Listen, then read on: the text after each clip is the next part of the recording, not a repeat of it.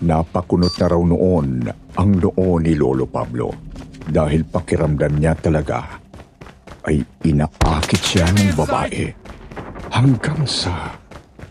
Hoy pare Pablo, anong ginagawa mo dyan? Biglang napaiktad si Lolo Pablo nang marinig niyang may tumawag sa pangalan niya. Paglingon niya ay nakita niya ang kasama niyang si Edison na mukhang sinusundan pala siya. Dahil doon ay biglang na-alerto ang babae. Napalingon ito sa kanya bigla. Nakita niya ng damputin nito ang hinubad na damit para muli itong itakip sa sarili. Nakatitig sa kanya ang babae na walang halong inis sa mga mata. Ang tanging nakita lang daw ni Lolo Pablo noon ay sobrang kalungkutan na nagbigay ng matinding kirot sa dibdib niya sa hindi niya malamang dahilan.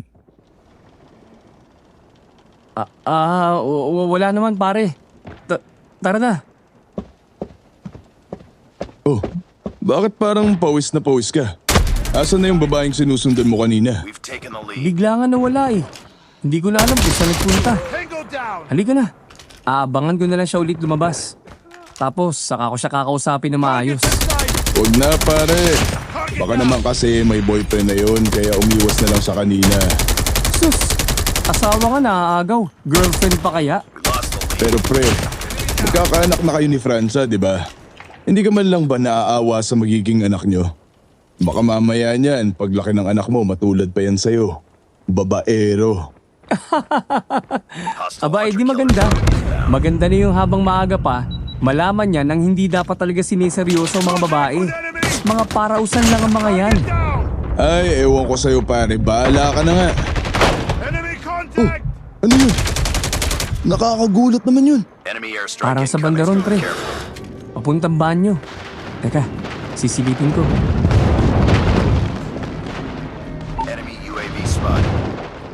Sumilit daw si Lolo Pablo noon sa kung saan nila narinig yung malakas na kalabog.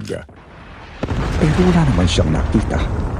Pero pagsilip niya raw doon sa bandang kilid niya, kung saan may bintanang overlooking na yung open deck area ng barko, nakita niya may isang pares na mga mata nakasilip mula doon. Mga mata yun ng isang babaeng may mahaba at unat na buhok. Masama ang pagkakatitig sa kanya ng babae. Nanlilisik ang mga mata. Tapos ay kumikislap-kislap pa yun ng mapula. Hindi niya kaanong maaninag ang itsura noong babae. Dahil kalahati lang ng mukha nito ang nakikita niya. Kaya sinimulan niyang humakbang para sana lapitan ito. Pero ganun na lang ang gulat niya nang biglang. Yung babae. Ha? Ang alin? Yung nakatitig sa akin na masama. May nakita ako dyan sa may bintana eh. Kaya lang, nung lapitan ko, bigla na lang nawala. Paanong nawala? Baka naman nandyan lang yan ha? O di kaya namamalikmata ka lang siguro? Hindi pare. Talaga may nakita akong babae rito kanina. Saan kaya napunta yun? Pare, halika na. Bumalik na tayo dun sa pwesto natin. Parang bigla yatang bumigat ang pakiramdam ko rito. Anong ibig mong sabihin? Parang may hindi tama eh. Ewan ko ba? Bigla akong naalibadbaran. Tingnan mo oh, tinatayo na ako bigla ng balahibo.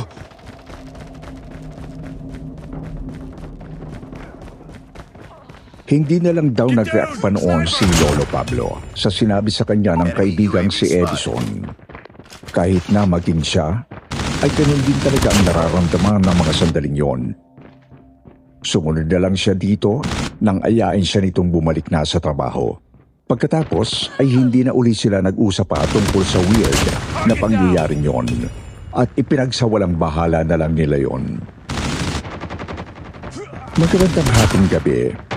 Wala na raw gaanong trabaho noon si Lolo Pablo.